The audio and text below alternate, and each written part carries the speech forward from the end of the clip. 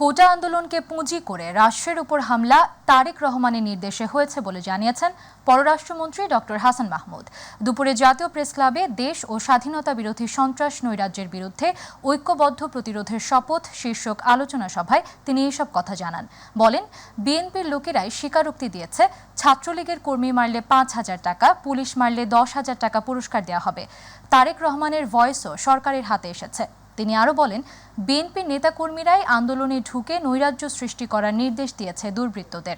এ সময় মন্ত্রী আরও বলেন, কোনো রাজনৈতিক দল দেশের ক্ষতি করতে পারে না, বিএনপি কোনো রাজনৈতিক দলই হতে পারে না বলে মন্তব্য করেন ডক্টর হাসান মাহমুদ।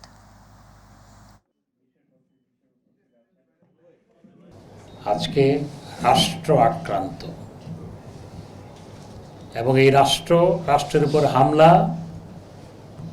তারেক রহমানের নির্দেশে হয়েছে। ছাত্রলীগ মারলে 5,000 টাকা, পুলিশ মারলে 10,000 টাকা স্বীকারোক্তি দিয়েছে। আমির খসরু মাহমুদ চৌধুরী কিভাবে নির্দেশ দিচ্ছে তাদের তরুণ নেতাকর্মীদের যে এখানের মধ্যে ঢুকে পড়ো, তোমরা এঙ্গেজ হও। যারা এই ধরনের কাজ করবে, অগ্নিসংযোগ করবে, মানুষ মারবে, পুলিশ মারবে, ধ্বংসযজ্ঞ চালাবে, তাদেরকে বড় বড় পদ দেওয়া হবে। এটি কোনো রাজনৈতিক দল, এটি একটি সন্ত্রাসী সংগঠন।